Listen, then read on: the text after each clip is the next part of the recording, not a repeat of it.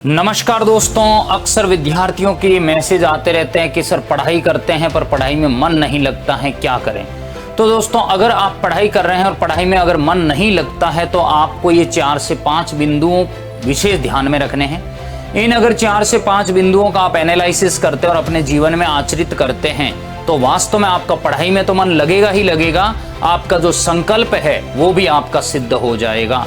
तो आइए बात करता हूं 2 से 3 मिनट के इस वीडियो में आपको बहुत कुछ देखने को मिलेगा। सबसे पहले, अगर पढ़ाई कर रहे हैं मन नहीं लग रहा है तो सबसे पहला फैक्टर है दोस्तों, आप अपने सपनों को विजुलाइज करें। सपनों को विजुलाइज करने का मतलब यह है कि आप अपने ड्रीम को आंखों के समक्ष रखें। आप क्या बनना चाहते हैं, 12th में आप कितने प्रतिशत अंक लाना चाह रहे हैं, आपका क्या ड्रीम है, आप किस पोस्ट पर अपने आप को देखते हैं, वो एनालिसिस कीजिए। और अगर आपको नींद आ रही है उस समय तो अपने नींद से पूछिए कि अगर तुम्हारे सोने से अगर तुम्हें सफलता मिलती है तो बिल्कुल सो जाइए। तो जब आपका ड्रीम आपके सामने होगा तो आपको बिल्कुल नींद नहीं आएगी, बिल्कुल नींद नहीं आएगी।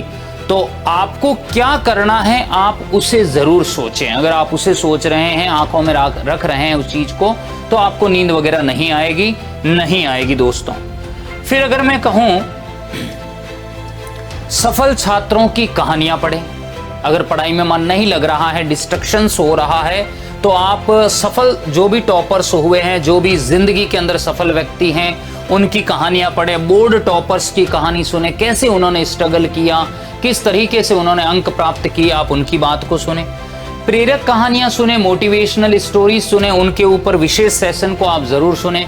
इससे क्या होगा कि जितना भी डिस्ट्रैक्शंस आपके दिमाग में है वो सब रिमूव हो जाएगा और आप पूरी तरह से अध्ययन के अंदर अपना दिमाग लगा सकोगे। अपनी पुरानी उपलब्धियों को जरूर आकलित कीजिए। अक्सर विद्यार्थी अपने आप को कमजोर समझ लेता है कि यार अब मेरे से तो नहीं हो रहा है। आपको समझना है कि मैंने 8th क्लास के अंदर जो है 95% अंक प्राप्त किए। 8th क्लास के अंदर मैं टॉपर्स हुआ करती थी या करता था।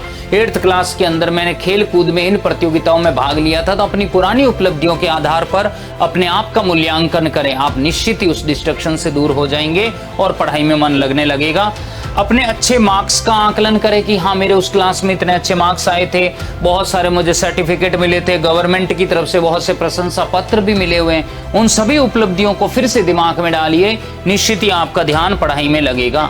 अपने लक्ष्य को हमेशा लिख कर देखें और लिख कर रखें। जैसे आप 12th बोर्ड में ड्रीम 100 का सपना लेकर चल रहे हैं तो एक रूम के अंदर आप उसका एक पैनल लगा दीजिए कि यस, ये दिखना चाहिए मुझे, 100% अंक मुझे लाने हैं।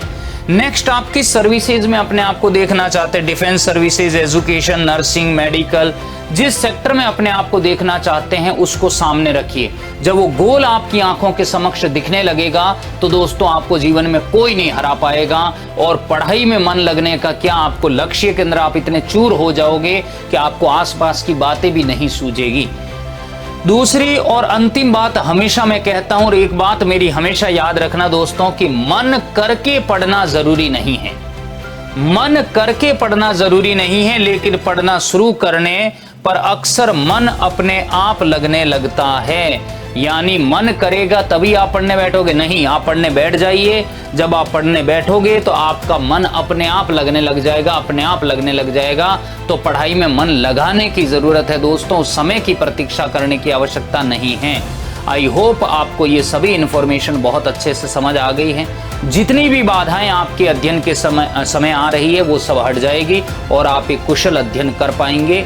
उम्मीद करता हूं आप इन सभी बिंदुओं को अपने आचरण में लेकर आएंगे। Thank you, bye bye.